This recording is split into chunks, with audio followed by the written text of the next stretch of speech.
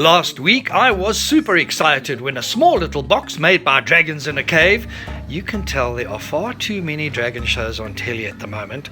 Anyway, was able to power our 12-volt aircon, which opened the doors to us being able to use our vehicle's 85-amp aircon while camping using shore power. Rolling blackouts continue to hamper our Merc bus to overland vehicle conversion, and there is no light at the end of a very dark tunnel in that regard. Markiplier Chris continued his work on the time-consuming door frames and catches for the passenger side of Mirai. This week, hopefully, Chris is able to complete the frames so we can start on the rest of the vehicle. We get conflicting info regarding which way our rooftop aircon unit should face, and our auto electrics installation continues. We also have a little prize to give away to a lucky viewer. All of this and so much more in episode 99 of A Dream Called Mirai.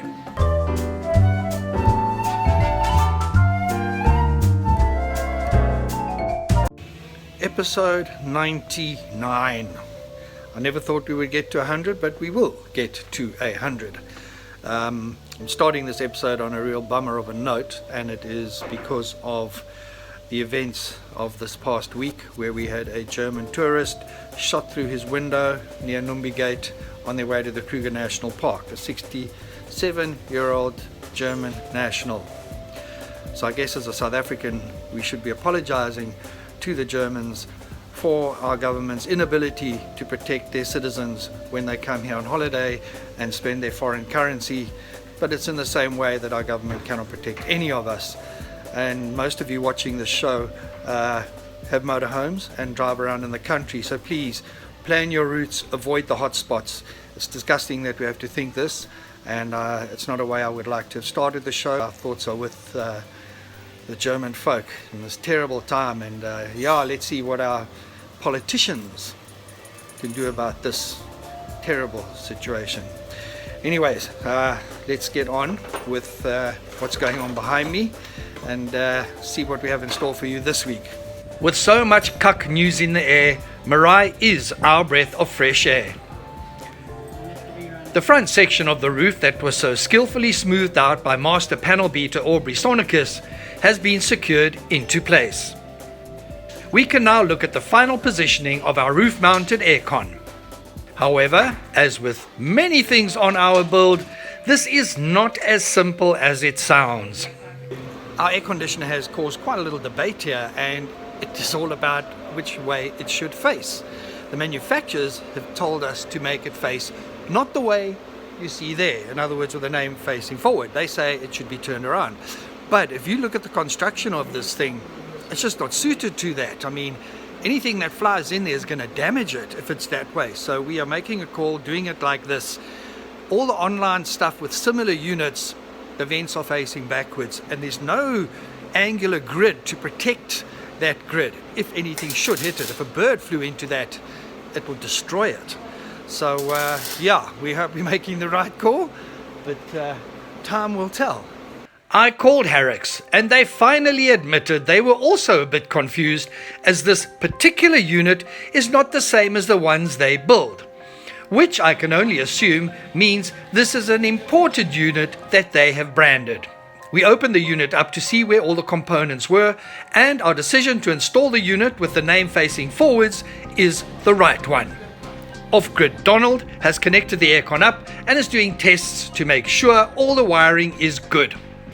I've had quite a few messages from people regarding our little magic box made by dragons in a cave that we're using to power our aircon, and a lot of the guys are saying, and explaining the systems that they use. The issue that I had is that when I first bought my inverter, it was early days, and in hindsight I should have got a bigger, more powerful one and didn't.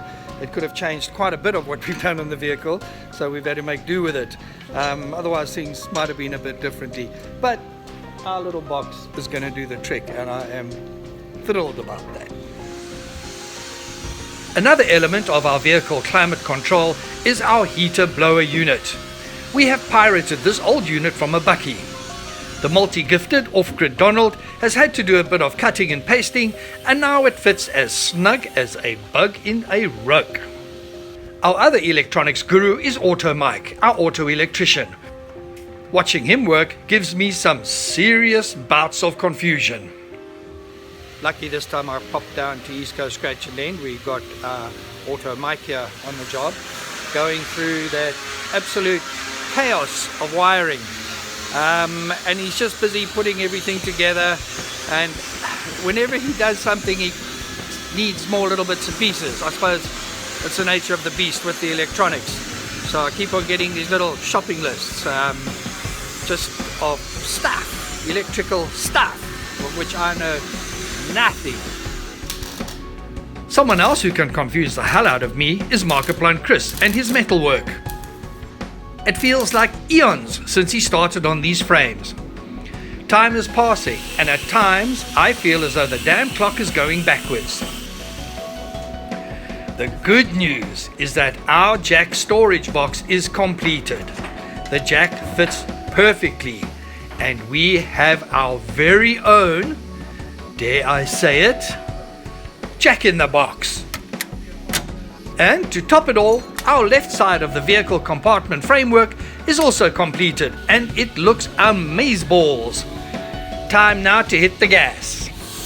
A little bit more pressure on Chris here, and that is because we have now nailed down the dates that the guys from Center Windows are going to come and do our installation, and it'll be in the first week in November. So before then, we have to have the skin around this vehicle.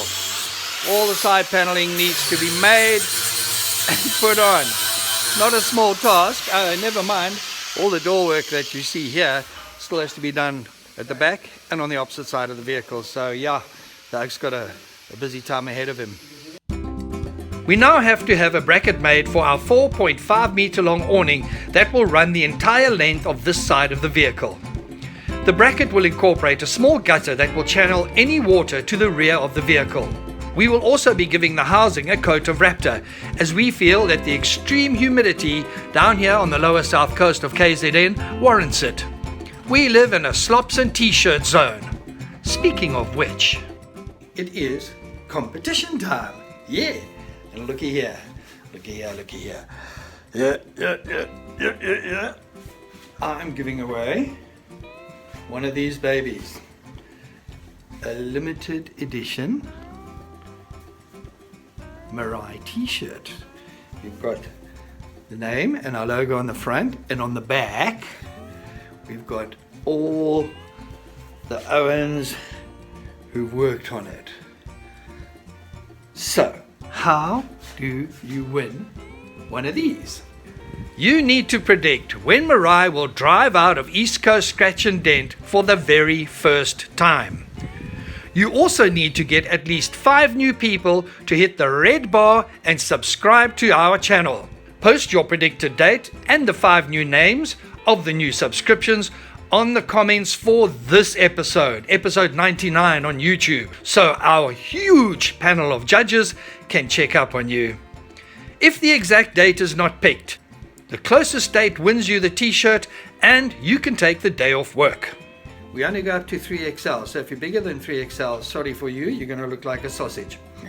But yeah, they're very cool shirts, and thank you to Impy Printing and Michelle for doing this for us. They're fantastic.